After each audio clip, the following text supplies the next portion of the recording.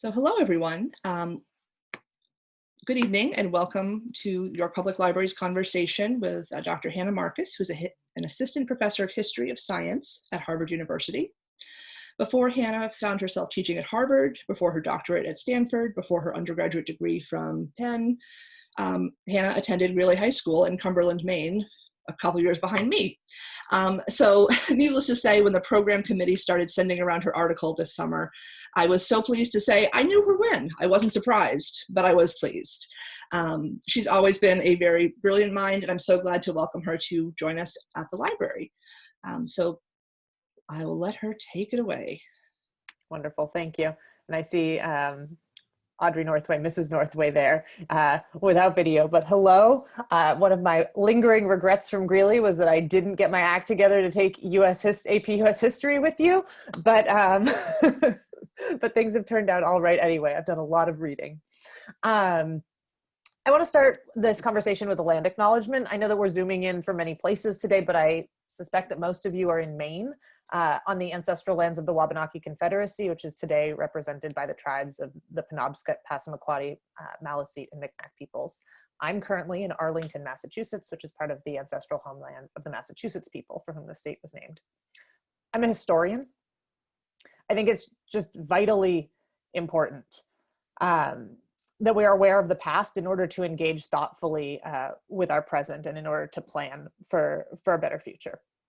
And I want to be upfront with you all tonight because most of my historical writing is not about Maine. It's actually about the Italian Renaissance, about Europe, about science and religion in the wake of the Reformation. So like the 15th to 17th centuries is really where I spend most of my time. I work in the Vatican archives. But I ended up writing about Malaga during the pandemic. Because when the pandemic hit, well, I was watching it over the winter because in the news constantly, because I was planning a course on science and censorship, and I was reading these stories about a new disease in Wuhan and what information about that the Chinese government was letting circulate and whatnot. And I was like, oh, this will be a great case study for a class that I'm going to teach on science and censorship. And little did I know, it's become much more than a case study, right? This is what we're all living now. And so I was seeing this coming, and in mid-February, I was like, this is going to be bad. It's going to be long. And I'm a historian of the Renaissance. I study plague and the history of medicine. And what you do when there's a plague is you run to the countryside and you stay there. And I fortunately have lots of family in the countryside because my husband is also Greeley class of '05. So my husband and I both grew up in Maine, and so we fled back to family in order to mooch a little bit of childcare and be someplace that felt a little bit safer, where we could hunker down a little bit. And then while I was there in Minneapolis, George Floyd was murdered by the police. And all over the country, there was suddenly this like incredibly urgent conversation about Black lives, about anti-Black racism, and about state violence, I think, against people of color in our communities. And here I was on Orr's Island looking around and seeing no people of color and looking out at the islands nearby and remembering the story of Malaga, which is just a few islands over from where I was living at my in-laws' house. And the piece that I wrote in the Maine Sunday Telegram was sort of my personal reckoning with my own past in a place that I love, in Maine, and a reflection on the history of anti-Black violence in Maine at a particularly sort of volatile moment in our history. I just want to say, Sophie, that I think it really speaks volumes positively about this community that we're continuing to have these conversations. I think it's really important that this isn't a momentary reflection, that this is a continued series of reflections on Maine's past, present, and future. So I think I want to give you a little bit of historical background about the eugenics movement, because I did tell you that I'm a historian of the Renaissance and I'm a historian of science and medicine. And so I teach these big classes in the history of science that go from antiquity, 1000 BC, to the present. And one of the subjects that I teach about in that class is eugenics. And so I had some training in thinking about the eugenics movement in the United States. And when I started reading a lot more about Malaga and thinking more about what happened in Malaga, I thought that was a really important context for us to think through. So I'll talk a little bit about eugenics, a little bit of the history of science, of the science of eugenics. And then we'll watch a little bit of a movie that I filmed for my class, because I'm teaching a big class, the big intro to the history of science at Harvard. We've got about 100 students this semester. And so I'm teaching this big class, and I made this movie so that we'd be able to play it in the class as part of my own, again, reckoning with where I'm from and the history that has touched me. So I want to give you a little bit of background here. So eugenics is sometimes described as a pseudoscience, but I don't love that. And the reason I don't love that is because a lot of people, I mean, nobody thinks that they're doing pseudoscience at the time that they're doing it. And I think that what that actually does, calling eugenics a pseudoscience, is like depriving it of the power that it had. I think it also maintains a sense that like science, good science is always going to be neutral, that good science can't be used for bad. And I think that that's a dangerous set of assumptions to make. I think that science is always embedded in societies, in cultures. It's always political. So all those headlines that we see about how like maybe the coronavirus vaccine is going to be politicized, like maybe it's political. It's always political. Science is always political. And so I just want to sort of reflect as we think about eugenics. So that is like the science of controlling populations through, or perfecting populations through the control of reproduction. Eugenics, I think, was a science. It is now a repudiated science, but it was a science that was very important in the late 19th and through much of the 20th centuries. The term itself was coined in 1883 by a guy named Francis Galton. Eugenes, so eu is Greek for good, and genes is like your breeding stock, good breeding. And there's a few different related ideas that it's probably worth just like pulling out very quickly. I think often the term social Darwinism and eugenics are used interchangeably, and I don't think that that's quite right. So I just want to correct that very briefly.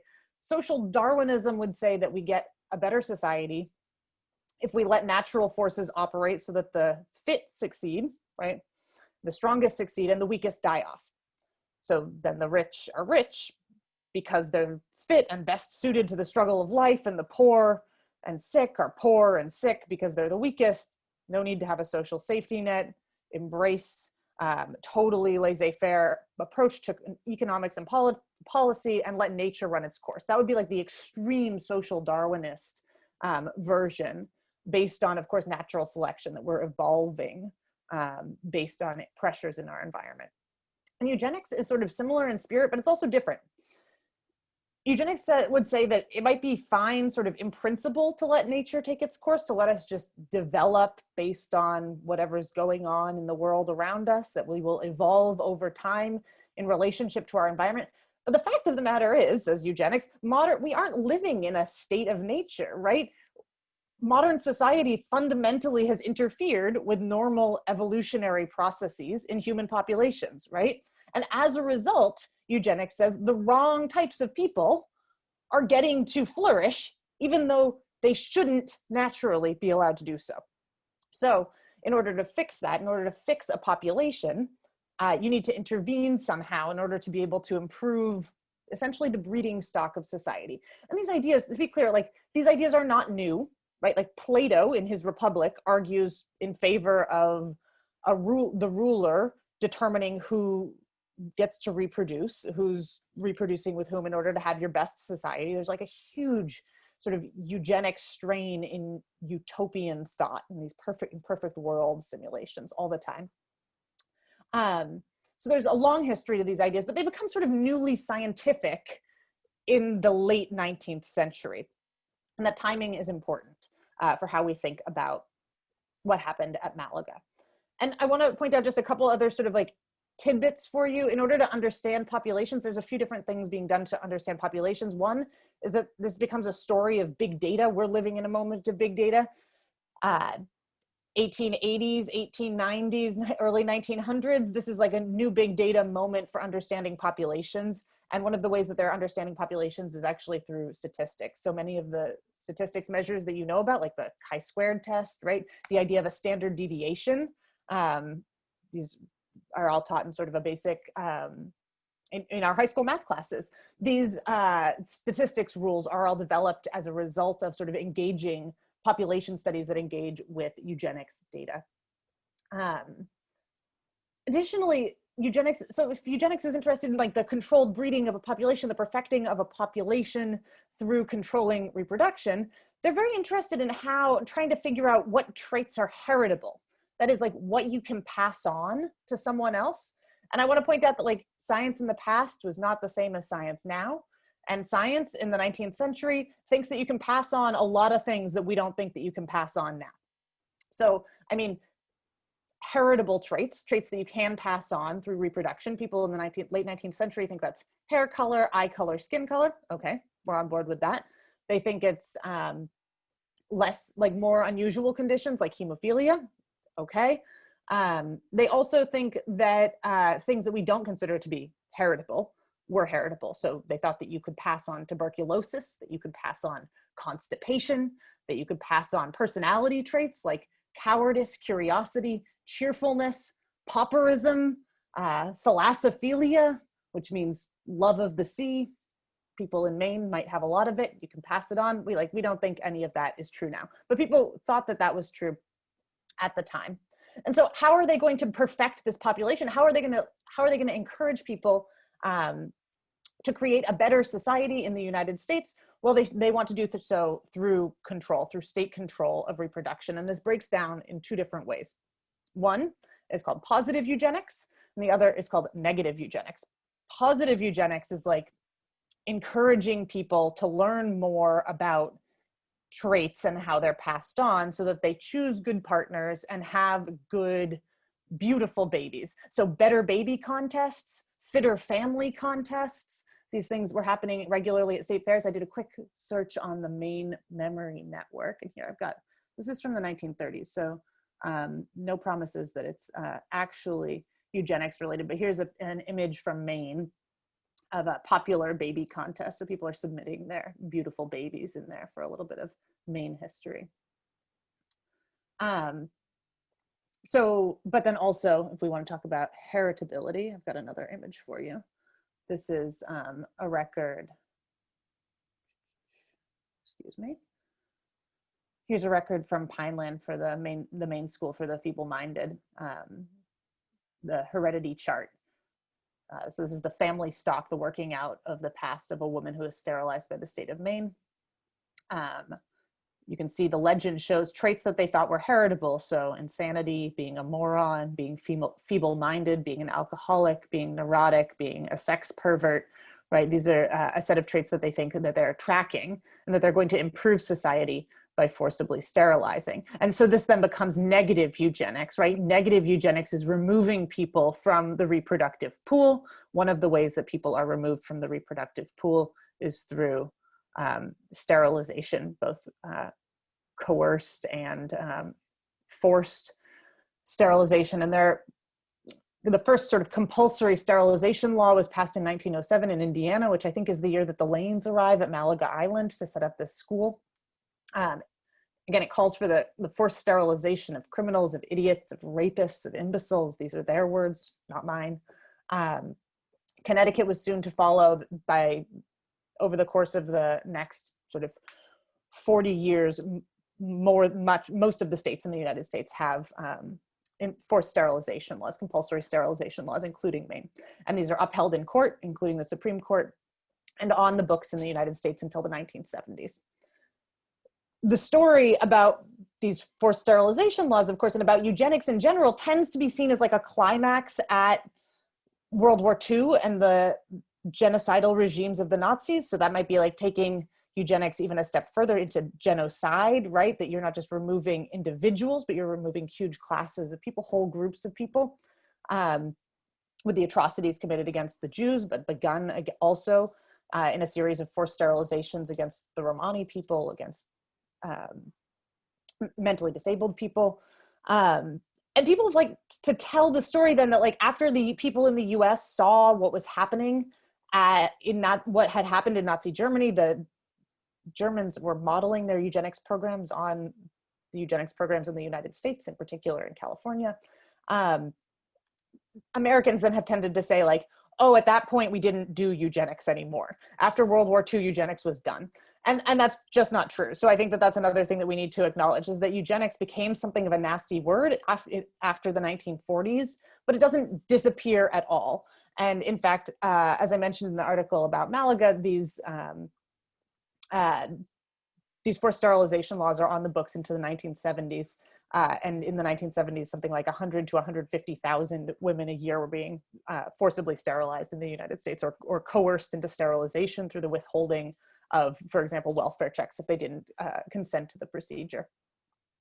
So this becomes the heredity argument that has taken place over the course of like the 1880s to 1930s and 40s changes a little bit in the course of the 1950s and 60s. And this is language that I want you to be attentive to, because I think that this is important for how we think about sort of the long afterlife of a movement like eugenics and how that relates to racism. So the new argument that isn't that negative traits are heritable per se, that you don't just pass them on, but that the social cost or the welfare burden of certain kinds of people was too high. So the people cost too much for certain societies to maintain, and therefore sterilization advocates thought that so-called defective people were going to make bad parents, and that their children would become a burden on society, and that they would have an increasingly high social cost. And these become largely ways of talking about, sort of coded ways about talking about class, and especially race in the United States. And I think that one of the things that Malaga shows us, the history of Malaga, is that this is happening really early in Maine. These are like the very explicit ways that people are talking about the residents of Malaga Island, who are incredibly poor and not educated.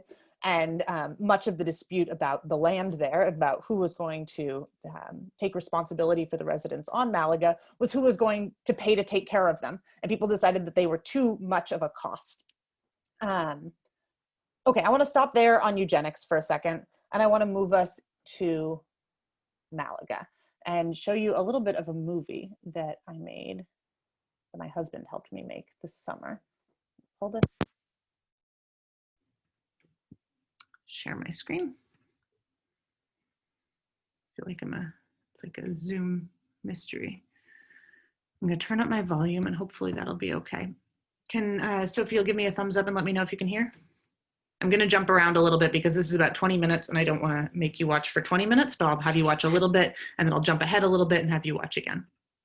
This is Malaga Island, a place where at its peak about 40 people of African-American, white, and mixed race descent lived by subsistence fishing and a tiny bit of farming before they were evicted by the state of Maine because they were considered to be antithetical to the image that Maine was trying to present of itself as it became an important site of tourism in the early 20th century. This is a story about how Maine came to be white, about how science justified the state's violent actions. And it's a story about, I think, me reflecting on being back in Maine during the COVID pandemic, me trying to think about what my place in history is in a very difficult moment for our society. Okay, I'm gonna skip ahead a little. That's my husband's boat that he built when he was a teenager, growing up on oars. And excuse the wind a little bit here. All the houses and the reefs. I just want to add that when you go to a place, a historical place, sometimes you get the sense that you know it. And in some ways that feels true, that there are these echoes, these resonances. And in other ways, I think we need to also realize that these places aren't familiar and think about the ways that they aren't familiar. So Malaga Island over here, you can see is heavily wooded. At the time that the community, the mixed race community at Malaga lived here, it was probably largely deforested.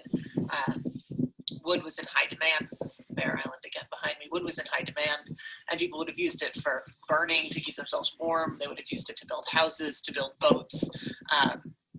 Much of the growth, when we go onto the island, much of the growth is from around the same period. So that's like the the landscape itself, the forest itself, has grown back up since the people who lived there were removed. I'm standing on the Shell Beach at the north edge of Malaga Island. The island has been settled off and on for about 1,000 years, first by the Wabanaki peoples, people of the Dawn, the indigenous people who lived here, and then by the descendants of the family of Benjamin Darling. Benjamin Darling was an African-American, freed African-American man who settled on Horse or Harbor Island, a little further south of here. And then over the course of about, in the mid-19th century, the 1850s, and into the 1860s, his descendants came to live on Malaga Island. The Shell Beach, I think, is interesting for a few reasons. We can see all of this white broken up shell. And one of the things that we'll notice again and again as we walk around the island is the way that shell is a reminder of the people who lived here, of what they ate, shellfish. And then these shells were discarded, and we can see how over, in this case, many hundreds of years, these shells have built up to be part of the landscape themselves. And we'll see these further inland too, where people's houses were. So let's go from the beach here inland a bit through this, maybe past this, around this forest of poison ivy, and into where the homesteads were, where people lived. This space is a preserve now. Again, no one lives here and it's protected land. No one has lived here since the residents were evicted. I just think that it's important to keep coming back to that. Places change as people live in them in different ways. This place has changed in a way that it's grown up since people lived in it. Come on in.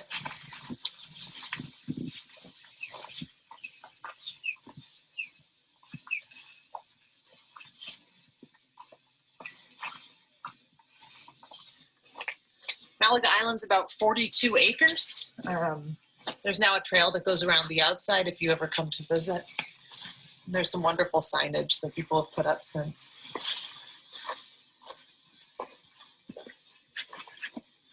Let's go this way first. I'm gonna have you pan down to the shells for a second. The shells are signs of waste. These are the foundations that people built their houses on. So if we get to where some of the houses were, you'll see shells outside of where the doors were in particular. I'm going to jump ahead a little bit here, past some foundations. That I'm pointing out again, these like, oh, sorry, just a little bit further.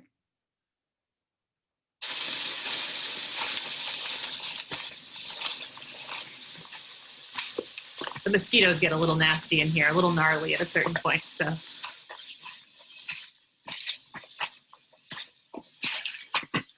So when I visited Malaga for the first time, it was this May, I believe, on the academic strike for Black Lives. I decided that after reading and writing about this place, this was some place that I wanted to come and be physically.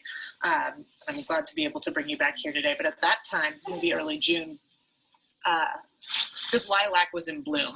And I want to point out that lilacs are not native here. This is a plant that somebody brought in probably to adorn their the outside of their house, to make their house a home. And again, the buildings aren't here anymore, but the plants are. I'm going to jump us ahead a little bit. And I want to point out, I think, I don't know if I mentioned this already, but this is a video that I made for my class, for my students. So you'll hear me referencing that a little bit. This is inland in the island. So we're inland on the island now. And when I mentioned earlier that the forest is about the same age, I think this is a nice place for being able to see that. That again, this would have all been cut down. We're over on the east side of the island. Town of Tabasco, the village of Tabasco is just over this hill, and this is actually the edge of the island where the schoolhouse was, because in the early 20th century there was a missionary schoolhouse that was built here as people tried to, as Christian missionaries tried to teach and improve the lives of the people on Malaga. I've been reflecting Okay, now we're going to jump ahead to Pineland because this is the second half of the story. After the people of Malaga are removed, after the state sort of creates a sale of the property in order to evict them, a number of people in the family, in a few of the families, were brought to Pineland, to the Maine School for the Feeble-Minded, and the graves at Malaga that were left there were exhumed. They were dug up and then reburied in mass graves at Pineland. So I went to visit Pineland as well because I grew up right around the corner from here, actually, in Pownell. We took you to Malaga Island yesterday, and I wanted to take you to sort of the second part of the story of what happened to the residents of Malaga Island, because it brings together the history of science in a couple different ways. We talked about the history of science and racial discrimination throughout this course, how scientific ideas about race have led to a long history of discrimination in this country and around the world.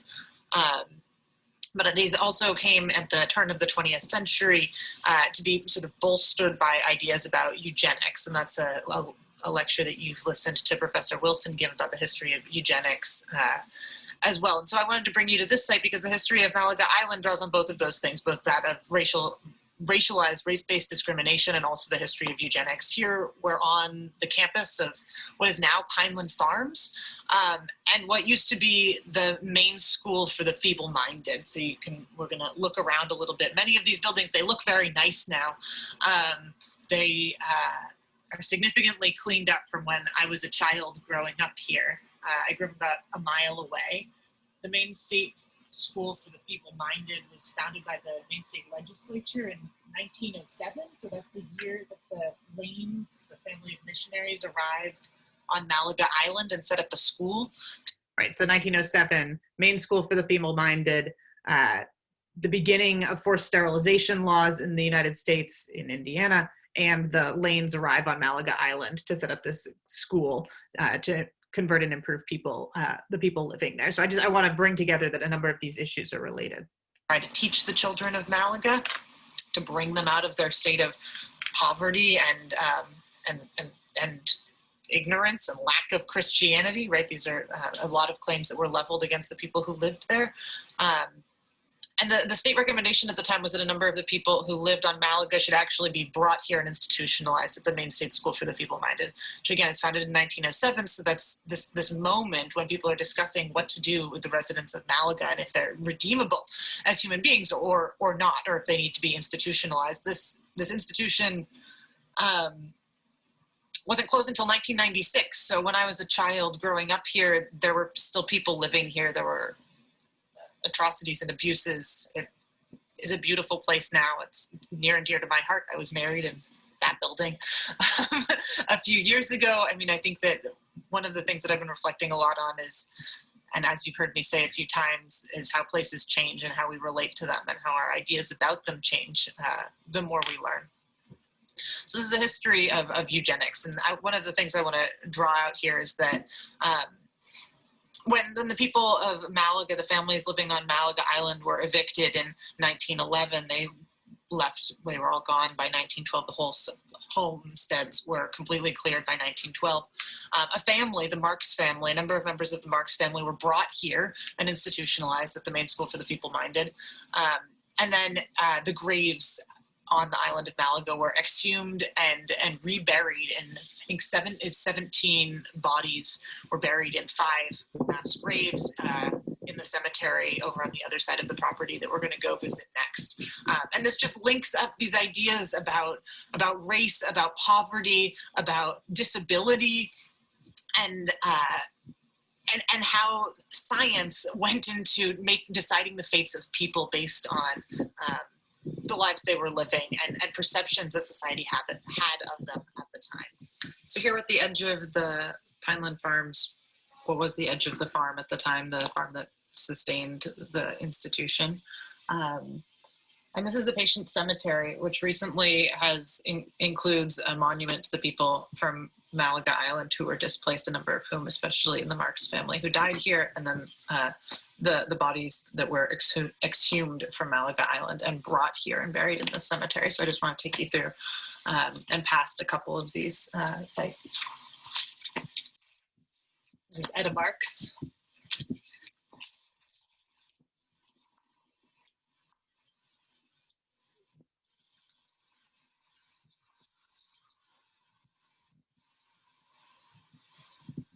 This is the patient cemetery. I want that to we're point looking out at. again.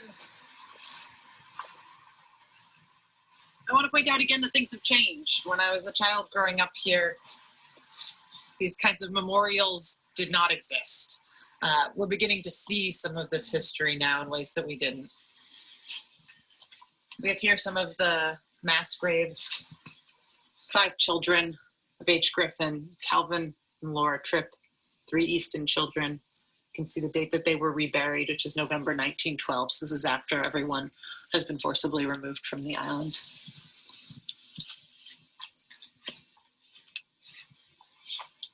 And here we have a couple different memorials, a memorial for the people of Malaga, but then also a patient's memorial in general. I want to bring you up here because, again, it gives us the names of the families.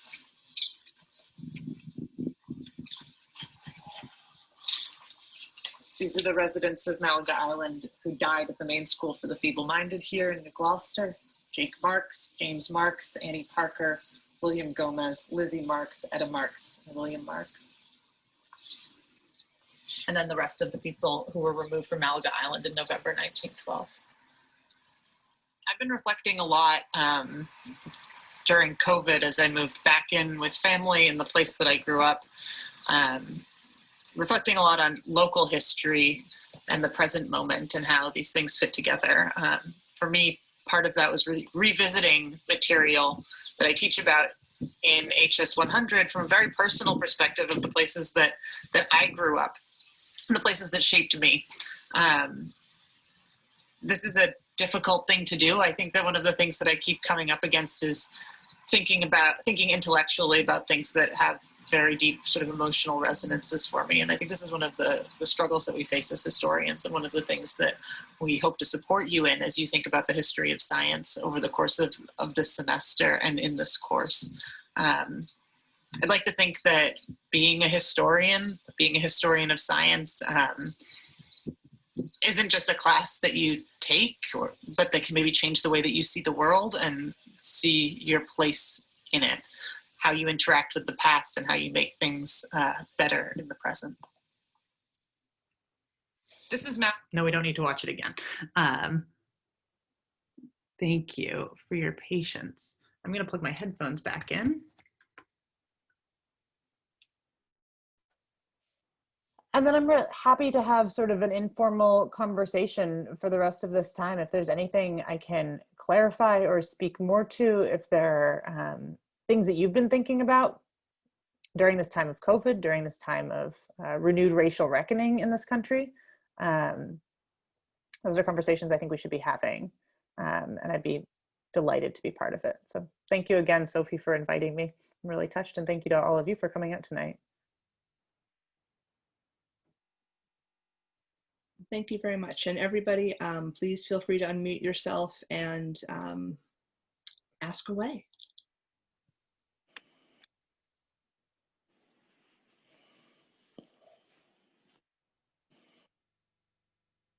I had a question directed obviously to Hannah. What's the responsibility of historians? You've obviously taken this very seriously and have told us a fascinating story. Are the history books beginning to reflect this? The people who are writing these history books for current high school students or middle school students or college students for that matter, is this being reflected in the writings of historians right now? Yeah, absolutely. That's a really important set of questions. And I think that I'm calling it a set of questions because there's like historians speaking to other historians, and then there's historians speaking to broader publics. And those are both really important issues. I think that I'll give you a great example. Ibrahim X. Kendi is a professor at BC right now, who's written an absolutely masterful book about the history of racist ideas in America. And he recently worked with Jason Reynolds, who's like a young adult writer, to write what they call a remix of their book aimed at high school audiences. And I think that this is a really fantastic example of the ways that people are trying to translate the work that they're doing for multiple audiences in order to speak to multiple groups of people. And this is something that, that I've been thinking about. This is not of course, like eugenics is not a subject that I publish on in academia. That is that like my research, my archival research is largely about Italy 400 or 500 years earlier. But I felt like as a Mainer, I needed to be speaking to other Mainers about our history and about like, this is a history that I have a different kind of connection to. I'm not Italian. I do not have that sort of same lived experience connection or family connection to the historical work that I usually do. And I thought it was really important for me to explore that and to share some of that past with people. I think that storytelling is really important. I think that that's part of what we do as historians is we tell stories about what happened in the past, and we tell them and retell them constantly. So this is, Alan, this is like another element of your question is we ask different questions of the past based on the present that we're living in. And I think that that's, I mean, as somebody who studies the history of medicine and plague and disease, I'm looking very differently at a lot of the sources that I study from 500 years ago as a result of living in a time of plague right now. I think that asking, I wouldn't have known to ask why Maine was so white when I was a child growing up there. That's something that people are much more equipped to ask now. And that's something that I'm quite proud of. That's because we're talking about these issues. That's because there are fantastic exhibits at the Maine State Museum, through the Maine Historical Society, materials available through the Maine, what is it, the Maine Memory Network? Is that the website that I pulled that Better Babies from, for example? I think that there's more and more available now. And that's really fantastic. And I think that more and more historians are seeing it as part of their duty to not just speak to people in the ivory tower, but to try to speak far beyond that into high school classrooms to a broader public. Thank you.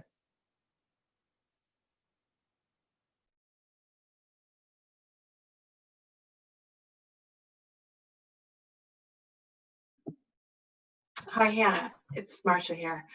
A great video and great lecture.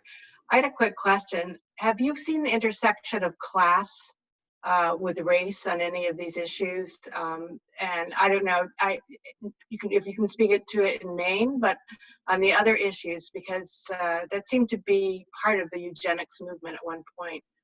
So that's it. Yeah, thank you. Absolutely, absolutely. So, and this is what I was trying to get at a little bit about how ideas about eugenics are both are heritable, things that people think that you can inherit, but also are related to environment, that people are trying to decide, like, is there anything that comes from the environment that you're in, or can everything be passed down? And so I think that in the case of Malaga, for example, so much of the concern is about whether or not the people of Harpswell or Phippsburg, if these towns are battling to not have to take care of the people who live on Malaga Island, because the people who lived on Malaga Island were poor, incredibly poor, and needed a lot of government assistance. And so when we're talking about an issue of race here, like, yes, the attacks on them were blatantly racist. They were about them being an island of half-breeds, is the language that was like sensationalist language that's coming up in the newspapers, but it's also about them being poor and about people not wanting to pay for them. And about these towns fighting about who has responsibility to care for the poor in their community. So these are absolutely, I mean, we can talk about intersectionality, the ways that the histories of oppression are linked. These are class issues and race issues at stake at once. And I mean, I think that if we want to think about the history of forced sterilization, then we're talking about largely a gender issue. Almost all of the people who are forcibly sterilized in the US, not all, but like the vast majority, I think 85% are women. And so absolutely. Thank you for that question. I've got a question from Dan that's come to me privately. So give me 1 second so I can read it, and then I'll be able to respond.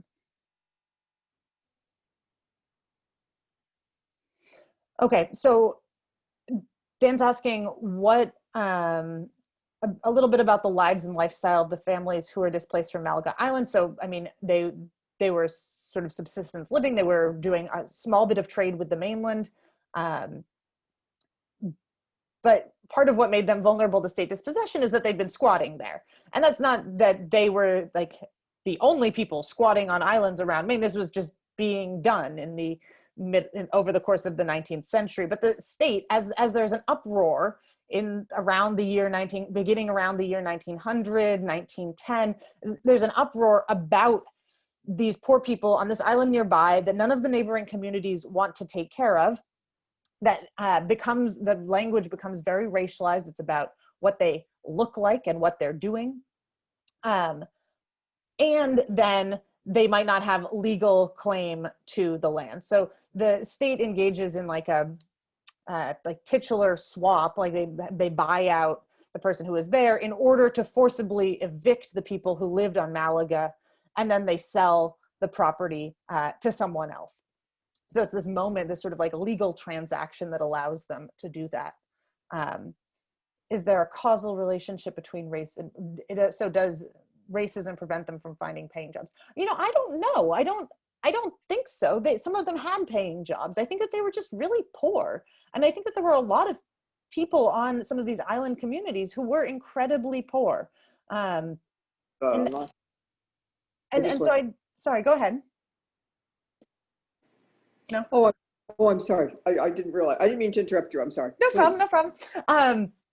So I don't think that, I don't think necessarily. I think that the language of race was leveraged in order to pursue action against them being there. That like this becomes a moment, like it becomes an obvious difference.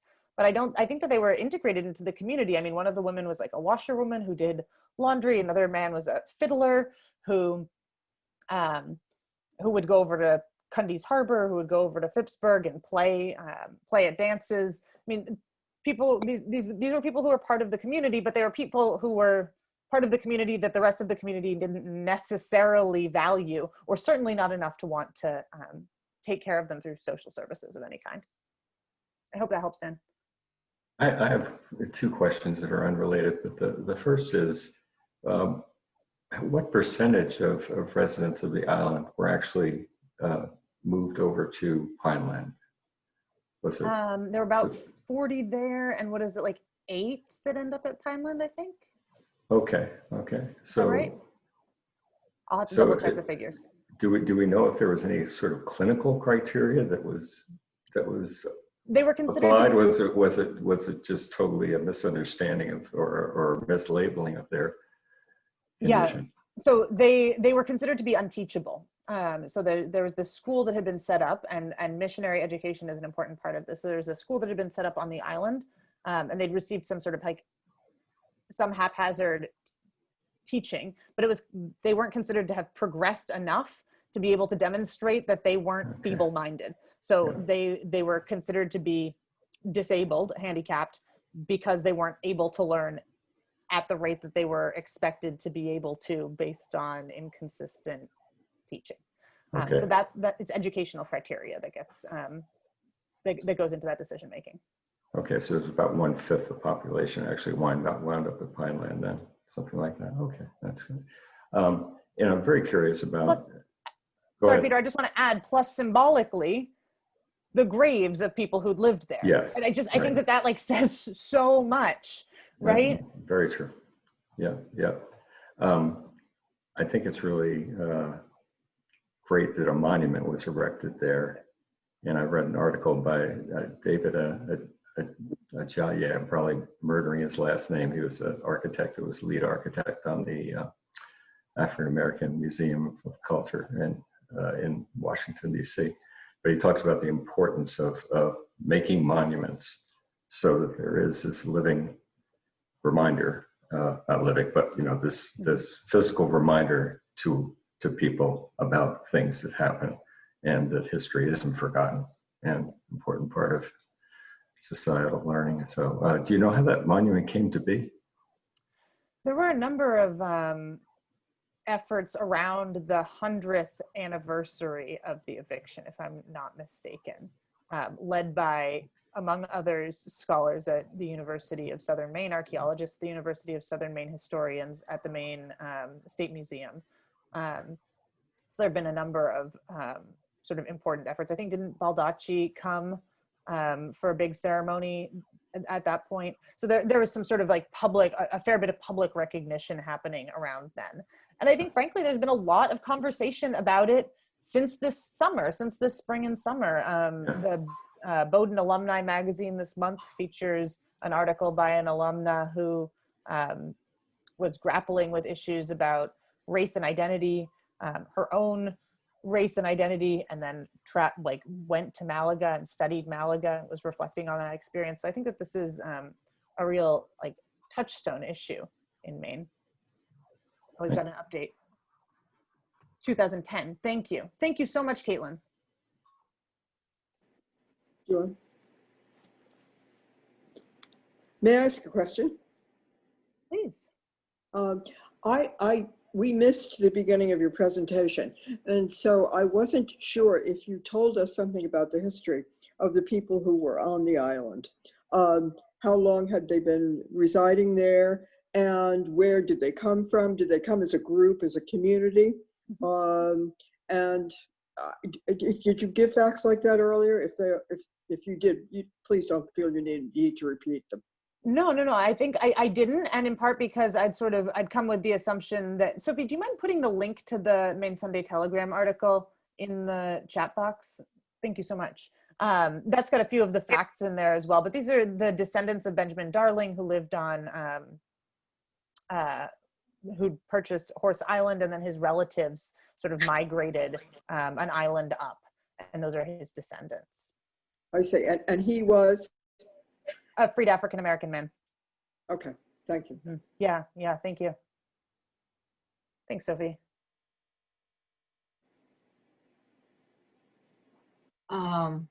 Wasn't it true that the legislature gave a public apology during the anniversary, apologizing for what the state of Maine had done?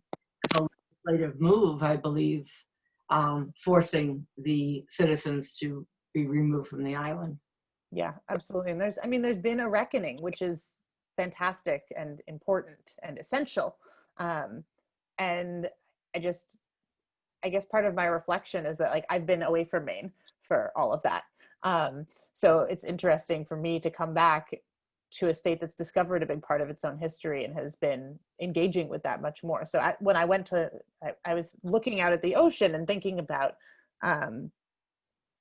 anti-Black violence this spring and thinking about Malaga. And then when I went to go learn more, there were many resources. And that's just something that I think is really important and fantastic. I mean, if you know any high schoolers who are wanting to do Maine History Day, there are so many interesting and important issues. I mean, like, if you want to study the history of eugenics, if you want to think about positive eugenics, I mean, like, we have all of these, like, okay, so I went on a little bit of a mission this afternoon down a little historical rabbit hole, the Maine Memory Network, which is the Maine Historical Society's online database of lots of scanned documents. And their fairs, state fairs, county fairs are really important sites for teaching about eugenics, positive eugenics, not forced sterilization, but like about how to improve breeding stock, human breeding stock, animal breeding stock, right? Like, this is a theme at fairs. And I'm sure that there's tons of stuff to be pulled out. I think that there's so much important research left to be done, so much historical research to be done where we are. And that's something I've been reflecting a lot on as somebody who's always traveled away to do my research. I've always done my research on places across an ocean, and being forced to not do that, to stay put, has changed my historical gaze a little bit. And it's opened up the fact that there's just so much left to do, so much more to do. Yeah, Nancy. Hi. Correct me if I'm wrong. Did you mention that you were familiar with Pineland when you were a young person? I grew up a mile away. I learned to ride a bike there. And you also got married? And then I got married there. Mm-hmm. So what was your consciousness of that place when you were a child in that area? What were you thinking it was? My mom always used to say that it felt haunted when we were there. And she's here. Hi, Mom. Um, and so, I mean, that's what I remember about I remember learning to ride a bike there, and I remember my mom saying that it felt haunted while we were doing that. And I remember her always pointing to one of the buildings and saying, that would be such a fantastic school. And now it is a school, that particular building. So, I mean, I think that I keep reflecting on how places change and how we want places to change and how it's also important to preserve memory. So I'm trying to hold both of those things in my hands at once. And I'm not convinced that Pineland is doing that fully sufficiently at this point. Last time I checked, there's nothing about forced sterilization on their website. There's no acknowledgement of that. And probably there should be. So you pretty much enjoyed it as a place to ride around and sort of. Yeah, it was my neck of the woods. Yeah, interesting. Mm-hmm. Heather, hi, I wonder whether you can recommend any recent histories of Maine, in part or in full, regarding this kind of history. Yeah, absolutely. And what I'll do is I'll come up with a bit of a bibliography and send them to Sophie great. and have Thank her you so either much. post or share. Yeah, thank Perfect. you. Thanks so much. Yeah.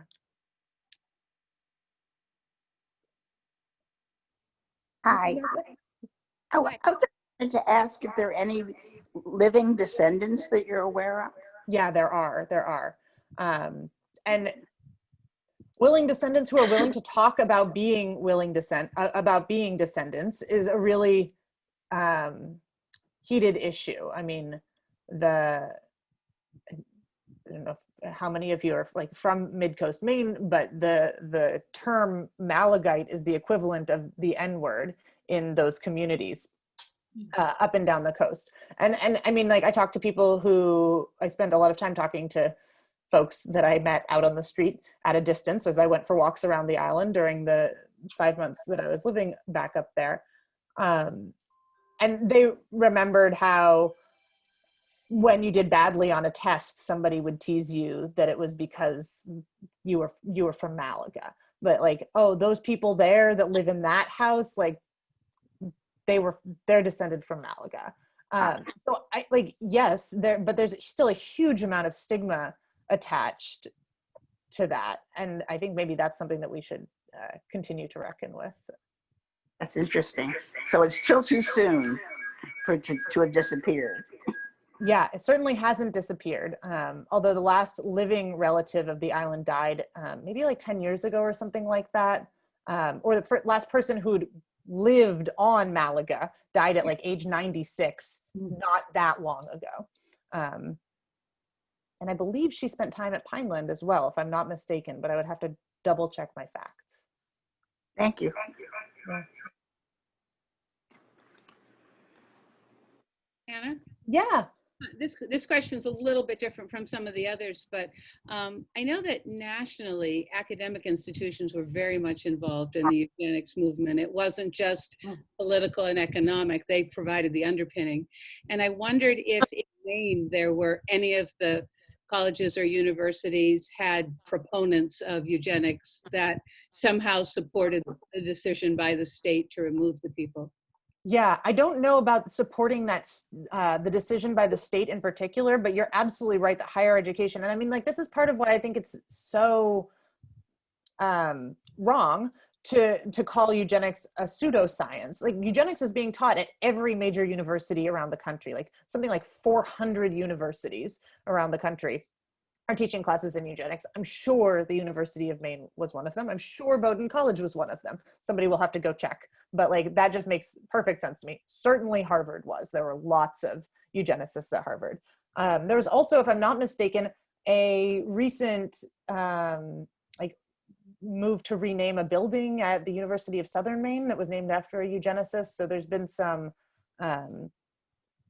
continued engagement with the legacy of eugenics at Maine universities as well. And I mean, there's been a lot of really good research coming out of folks affiliated with Bowdoin College. Of course, the proximity is right there to thinking about Malaga and thinking about eugenics more broadly. But you're absolutely right. I mean, like, universities are major centers of scientific learning in this country, major drivers of scientific learning. And if we want to take eugenics, if we want to understand eugenics, I think we have to understand that it's a hugely important realm of science at this time, right? I mean, like, again, I hope that you never hear the term standard deviation without thinking eugenics again, right? Like there's huge amounts of research going into understanding population and improving population. And that, like, on the face of it is not necessarily an abhorrent idea, right? But the ramifications can be incredibly disturbing and immoral.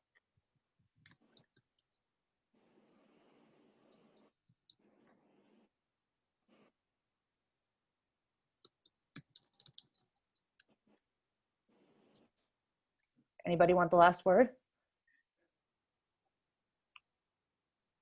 Hannah, thank you so much for coming and sharing with us. I think this has been really wonderful to sort of hear your take, and I think a lot of what I see in your sort of story, I'm starting to learn I should reckon with my own. And it's very important for all of us to keep having this conversation. So thank you for sharing your side of it, and thank everyone here for attending our presentation. And like I said, for those who might want to watch again or find resources, I will put it all together on the library's website under the featured events in the archive within the next day or so. Thank you. I'll get you some bibliography. Thank you all so much. Thank you. Thank you, Hannah. Thanks.